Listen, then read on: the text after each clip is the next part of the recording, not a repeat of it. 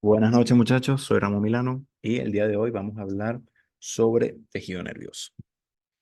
Para finalizar la segunda unidad de tejidos fundamentales. El tejido nervioso es uno de los cuatro tejidos fundamentales en conjunto al tejido epitelial, tejido conjuntivo y tejido muscular.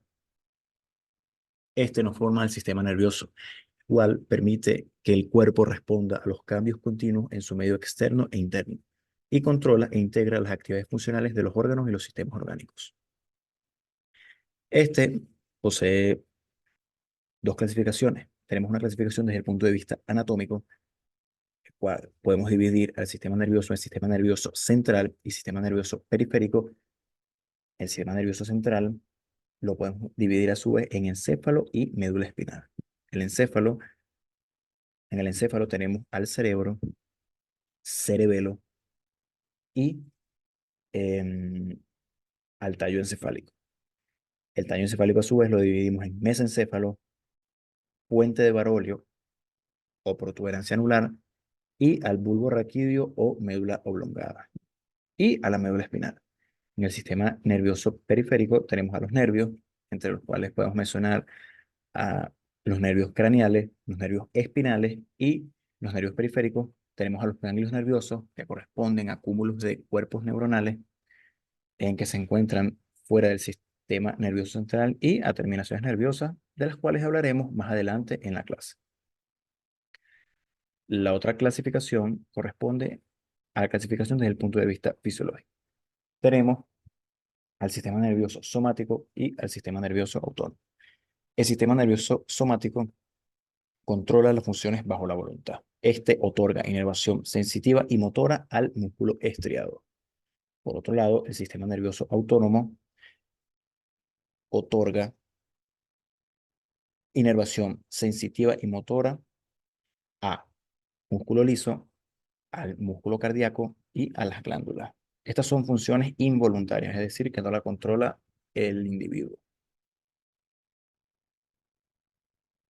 A su vez, el sistema nervioso autónomo lo podemos dividir en tres subdivisiones. Tenemos el sistema simpático, el sistema parasimpático y el sistema entérico, que es el que se encarga de la inervación del sistema digestivo.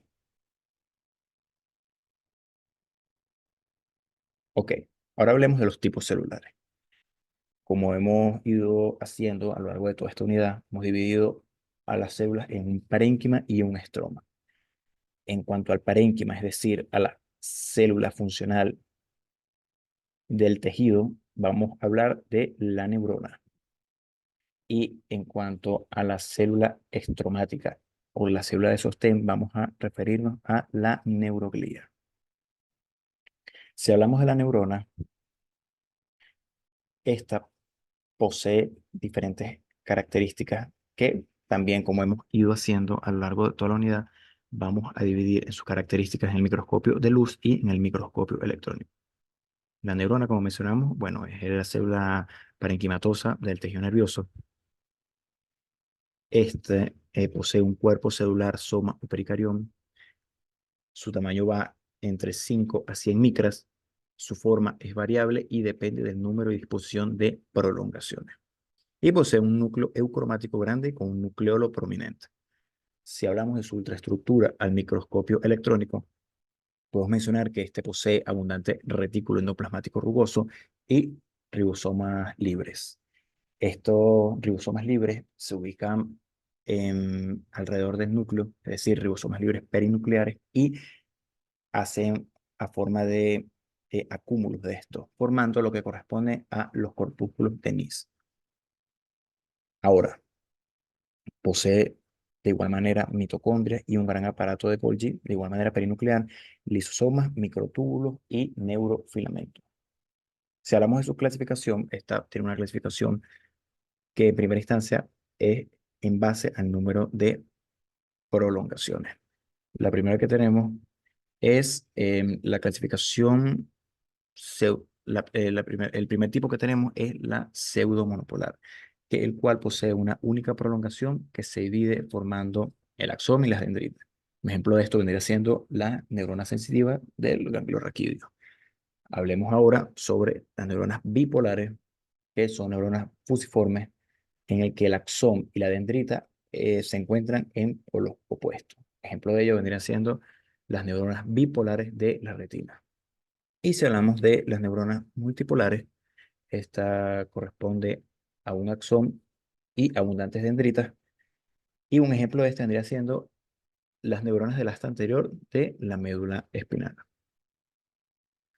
Tenemos también la clasificación según la longitud del axón. Tenemos las Golgi tipo 1, el cual posee un axón largo, el cual posee su soma en la sustancia gris y el axón en la sustancia blanca.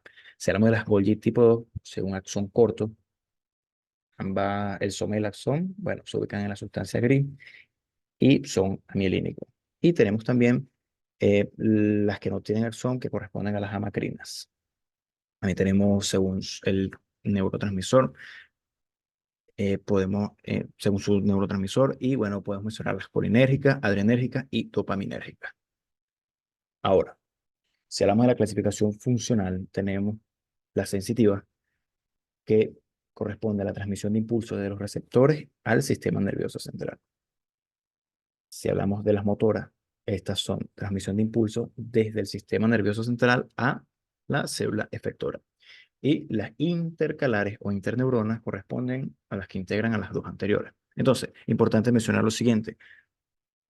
De igual manera lo mencionaremos más adelante. Las sensitivas se ubican en el asta dorsal de la médula espinal y las motoras se ubican en el asta anterior de la médula espinal. ¿Ok? Muy importante tener eso en cuenta. Ok, hablemos de las promociones neuronales. Mencionamos anteriormente dendritas y axones, pero no profundizamos sobre ello. Ahora lo vamos a hacer. Si hablamos de las dendritas, son prolongaciones múltiples aferentes, es decir, que reciben información.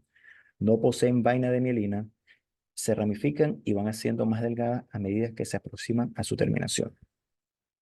Y los contenidos del citoplasma perinuclear del soma y de las dendritas son semejantes, con la excepción de que las dendritas, su contenido de citoplasma, no poseen aparato de Golgi. Ahora, si hablamos de los axones, tenemos que es una prolongación única eferente, puede o no tener vaina de mielina, no se ramifica, sino que emiten ramos colaterales y en su terminación se dividen repetidamente, constituyendo el eh, telodendrón. Aquí podemos observar los ramos colaterales y bueno, al final se observa que se divide repetidamente formando lo que corresponde al telodendrón. Realmente tenemos que el cono axónico carece de organelas grandes como sustancia de Nys y aparato de Golgi, presenta microtúbulos, neurofilamentos, mitocondrias y vesículas. Ok, ahora hablemos sobre el flujo axónico. Este es un mecanismo bidireccional que forma comunicación intracelular enviando moléculas del soma al telodendrón y viceversa. Tenemos que se clasifican de dos maneras, en cuanto a su dirección y si el transporte es lento o es rápido. Empecemos hablando sobre basado en su dirección. Hablemos de que el primero vendría siendo anterógrado, es decir, desde el soma hacia la periferia, y la proteína asociada vendría siendo la cinesina. Ahora, si hablamos de el transporte retrógrado, tenemos que va desde el axón y dendritas hacia el soma, y la proteína asociada es la adenina. Es muy importante tener en cuenta que este es el método que utilizan virus y toxinas para ingresar al sistema nervioso central. Tenemos que el transporte lento solo es anterógrado y con una velocidad entre 0,2 y 4 milímetros por día. O sea, componentes estructurales que viajan, ¿verdad? Y corresponden a microtúbulos, moléculas de actina y neurofilamentos. Si hablamos del transporte rápido, tenemos que es bidireccional, con una velocidad entre 20 y 40 milímetros por día, que requiere ATP. Muy importante esto. El anterógrado transporta retículo endoplasmático rugoso, mitocondrias, calcio, y el retrógrado se añaden moléculas fagocitadas en el terminal sináptico. Muy importante recordar que transporte anterógrado es rápido o lento y el retrógrado solamente es rápido. Ahora, muy importante, hablemos sobre la sinapsis. La sinapsis no es más que relaciones de contigüidad especializada entre neuronas que permiten la transmisión del impulso nervioso desde una neurona presináptica hacia otra postsináptica. Tenemos varias clasificaciones. La primera, según el punto de vista morfológico. Tenemos la axodendrítica, que es cuando el axón termina en la dendrita de la neurona postsináptica. La axosomática, que es cuando el axón termina en el soma de una neurona postsináptica, y la axónica, que es cuando el axón termina en el axón de la neurona postsináptica. Si hablamos desde el punto de vista fisiológico, tenemos que hay una sinapsis excitatoria que produce despolarización a nivel de la membrana postsináptica para transmitir el impulso nervioso, y este es mediado por el neurotransmisor glutamato. Y tenemos la sinapsis inhibitoria, que corresponde a una hiperpolarización a nivel de la membrana postsináptica para inhibir un impulso nervioso, y es mediado por el neurotransmisor ácido gamma aminobutírico, que comúnmente lo van a escuchar como GABA. Ok, ahora hablemos según el mecanismo de conducción del impulso. Tenemos una sinapsis química, que es conducción de impulso nervioso a partir de la liberación de sustancias químicas por la neurona presináptica. Esta posee varios componentes. Hablemos primero del botón presináptico, ¿verdad? Es extremo de la programación neuronal que libera el neurotransmisor. Te contiene vesículas, proteínas fijadoras de ATP, mitocondrias. Tenemos a su vez la hendidura sináptica, que es el espacio comprendido entre la neurona presináptica y la postsináptica. Y tenemos la membrana postsináptica, que obviamente se encuentra en la neurona postsináptica, y es el espacio que contiene los receptores específicos que interaccionan, es decir, que se relacionan con el neurotransmisor.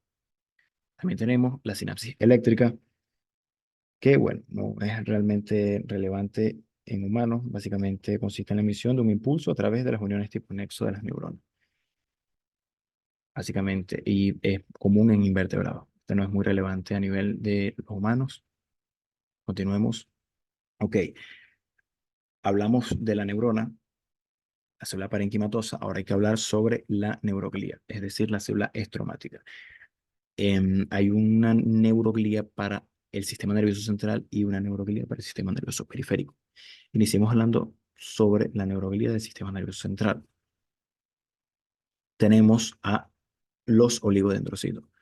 Los oligodendrocitos son células que se van a encargar de producir y mantener la vaina de mielina en el sistema nervioso central. Tenemos, por otro lado, las células ependimarias, también conocidas como ependimocitos, que revisten las cavidades del encéfalo y en los ventrículos se modifican para producir líquido cerebroespinal a partir del plasma sanguíneo. Tenemos la microglía, que son células macrofágicas con función similar a los histocitos del tejido conjuntivo.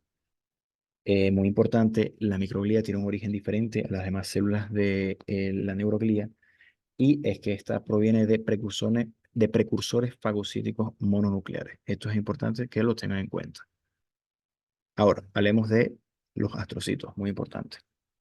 Tenemos dos tipos de astrocitos protoplasmáticos y astrocitos fibrosos.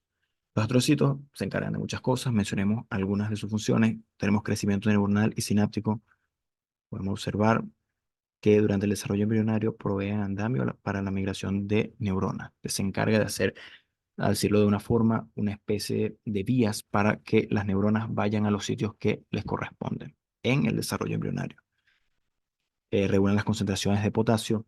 Ante una lesión, forman la cicatriz glial en eventos cerebrovasculares. Estos se encargan de formar esta cicatriz. En inflamación, junto a la microglía, regula la secreción de prostaglandinas, y tiene una función estructural, y es que forman específicamente los astrocitos fibrosos parte de la barrera hematoencefálica. Hablemos ahora de la neuroglía pero del sistema nervioso periférico. Las células de Schwann se encargan de la producción de la vaina de mielina, de las fibras nerviosas del sistema nervioso periférico. Ajá, pero no entiendo, no mencionaste que los oligodendrocitos son los que forman la vaina de mielina. Sí, pero eso es en el sistema nervioso central. Muy importante que tengan en cuenta esta diferencia. Ahora, tenemos los anficitos, son los que establecen y mantienen el microambiente controlado alrededor del cuerpo neuronal en el ganglio y permiten un aislamiento eléctrico y vía para el intercambio metabólico. Y tenemos la teloglía, que se encarga de rodear las terminaciones nerviosas para constituir un corpúsculo. Ok, hablemos de algo muy importante que corresponde a los receptores periféricos de sensibilidad general. Las terminaciones nerviosas libres, esto se divide en terminaciones nerviosas libres y terminaciones nerviosas encapsuladas. Las terminaciones nerviosas libres son aquellas que están inmersas en tejido epitelial, tejido conjuntivo y en los folículos pilosos. Y tenemos las terminaciones nerviosas encapsuladas, que cuando hablamos de encapsuladas es que están rodeadas por teloglía. Estas poseen una estructura histológica característica y una vaina conjuntiva de complejidad variable. Vamos a hablar un poco, vamos a mencionar algunos de estos. En primera instancia vamos a hablar sobre el corpúsculo de Meissner, que básicamente es un receptor de tacto y estímulos de baja frecuencia. Y lo podemos encontrar en la dermis papilar, del pulpejo de los dedos, de la palma de las manos y de la planta de los pies. Básicamente podemos observar la terminación nerviosa en forma de espiral, ¿verdad? Y se observa la teloglía dispuesta, la terminación nerviosa rodea la teloglía en forma de espiral y podemos observar a esta teloglía, es decir, a las células estromáticas, dispuestas una encima de otra a forma de pila de moneda. Esta es la característica del corpúsculo de Meissner. Ahora hablemos del corpúsculo de Pacini. Se encarga de sensar vibraciones rápidas y presión mecánica profunda. Es una terminación nerviosa mielínica rodeada por estructura capsular. Aquí podemos observar la terminación nerviosa, que es esta franja negra gris negra, que podemos observar acá, y rodeada por su vaina de mielina. Ahora, está rodeada, ¿verdad?, por la teloglía, y fíjense que que la teloglía rodea de manera concéntrica, es decir, rodea a la terminación nerviosa, y la característica del corpúsculo de Pacini es que tiene forma de una cebolla cortada transversalmente. De esta misma forma van a observar el corpúsculo de Pacini en un corte histológico. Muy importante porque esto es una de las láminas que hay en la cátedra. Ok, hablemos sobre la barrera hematoencefálica. Es una estructura que se encarga de restringir de forma selectiva sustancias transportadas por vía sanguínea. ¿Por qué se encarga de restringir el paso de dicha sustancia? Debido a que estas pueden ocasionar daño, infecciones, inflamación al sistema nervioso. Ok, está constituida por células endoteliales, la lámina basal de las células endoteliales y la prolongación de astrocitos con extremos dilatados. Como mencioné anteriormente, que corresponden a los astrocitos fibrosos. Ok, muy importante lo siguiente. Hablemos un poco sobre la disposición de las células del sistema nervioso en los órganos. Si hablamos del sistema nervioso central, la neurona y la neuroglía se ordena, se encuentra formando sustancia gris y sustancia blanca. La sustancia gris, partiendo de este corte coronal de cerebro, podemos observarla y en la periferia sustancia blanca subyacente a esta. Ahora, en el sistema nervioso periférico tenemos que se dispone formando nervios, ganglios y terminaciones nerviosas. Terminaciones nerviosas, las acabamos de ver en la lámina anterior. Si hablamos de los ganglios, aquí hay un ejemplo de ganglio, como ya mencionamos, básicamente son cuerpos, acúmulos de cuerpos neuronales fuera del sistema nervioso central. Y si hablamos de nervios, aquí podemos observar los nervios espinales, ¿verdad?, saliendo por la columna vertebral. Ok, ahora vamos a hablar sobre qué hay en cada una de estas sustancias. En la sustancia gris podemos encontrar somas neuronales, inicio de axones y podemos encontrar dendritas. podemos encontrar células de la neuroglía. Específicamente hablamos de astrocitos, oligodendrocitos y microglía. Si hablamos de la sustancia blanca, podemos encontrar axones, células de la neuroglía y vasos sanguíneos. Muy importante lo siguiente, la sustancia blanca, vamos a retroceder, es, posee este color debido a la vaina de mielina. La vaina de mielina posee un color blanquecino y es la que le otorga este color a la sustancia blanca. ¿Ok? Vamos a ver ahora dos preparados histológicos. Uno corresponde a cerebelo y otro corresponde a médula espinal. Estos no son preparados de la cátedra, son preparados de la Universidad de Michigan, pero van a funcionar para explicarles cómo se dispone cada, cada una de las sustancias en los respectivos cortes. Y bueno, explicar un poco de esto. Ok, entonces, aquí observamos que dice molecular, células de Purkinje y granulosa interna. Todo esto, hasta granulosa interna, corresponde a sustancia gris. Entonces, podemos observar la capa molecular, capa de, en tono más eosinófilo, ¿verdad? Con ciertos somas neuronales, que son estos punticos basófilos que podemos observar inmersos. Esto corresponde a la capa molecular. Podemos observar ahora la capa de células de Purkinje, que es básicamente esta hilera que está acá. Todo esto que observamos acá, estas células grandes, estas corresponden a las células de Purkinje. Es fácil de identificar debido a eso. La capa de células de Purkinje son células ópticamente mucho más grandes que todas las demás.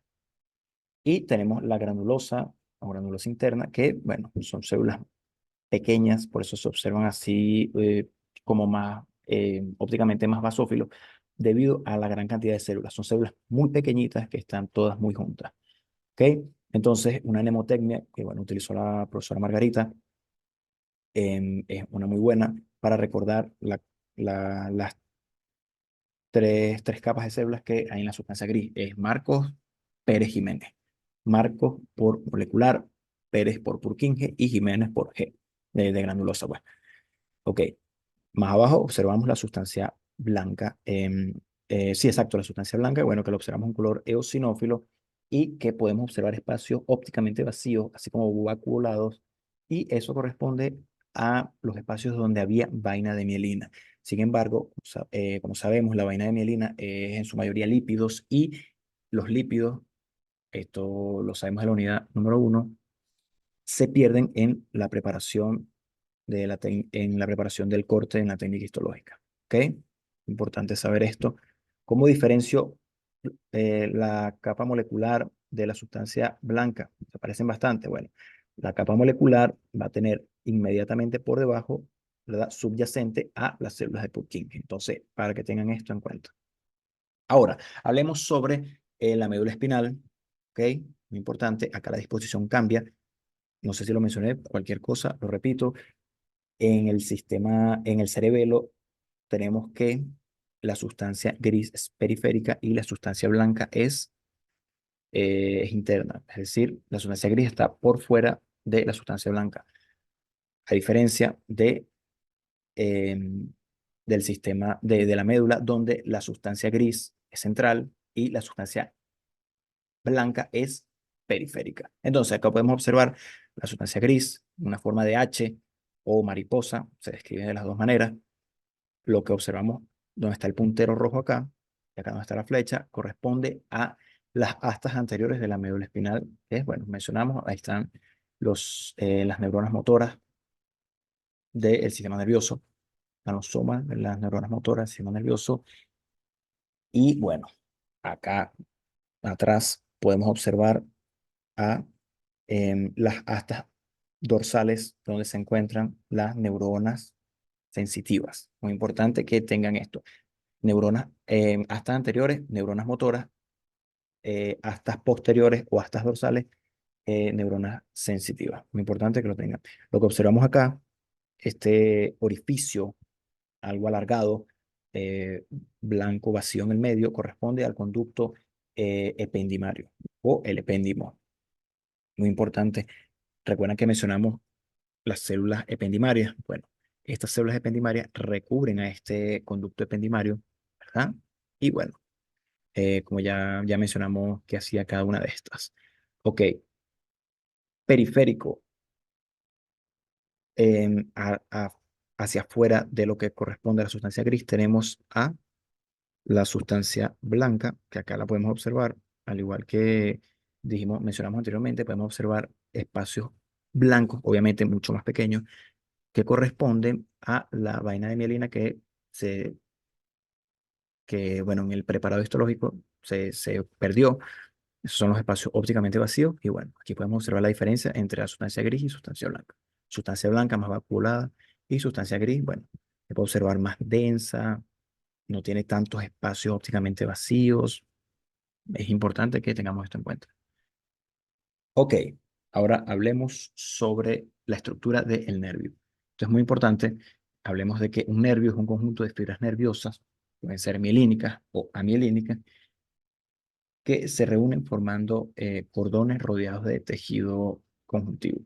Ok, acá podemos observar lo que corresponde a las fibras nerviosas. Este puntico negro que está acá, que dice, esto que señala axón mielinizado, bueno, ese puntico negro es una fibra nerviosa. Ahora, cuando esta fibra nerviosa está rodeada de tejido conjuntivo laxo, ¿verdad? Esto se conoce como endoneuro, ¿verdad? Aquí podemos observar endoneuro, ya no es únicamente el puntico negro, sino el circulito negro que lo rodea. Esto es un endoneuro, esto es otro, este es otro, otro, otro, y así sucesivamente. Ahora, si hablamos de un perineuro, corresponde al tejido conjuntivo que rodea a varios endoneuros y me forma un fascículo nervioso. Repito, esto suele ser un tanto confuso. El perineuro es el tejido conjuntivo que rodea a varios endoneuros y que me forma un fascículo nervioso. Muy importante esto, me forma un fascículo nervioso. Ahora, el tejido conjuntivo denso irregular que reúne varios fascículos para formarme el nervio corresponde al epineuro. Importante, epineuro, me forma a esto. Y bueno, esto básicamente es lo que corresponde a la estructura de un nervio. Bueno, muchachos, muchísimas gracias. Espero les sea de utilidad. Cualquier duda saben que pueden comunicarse con los preparadores por el grupo de Telegram. Y bueno, muchísimo éxito en su parcial.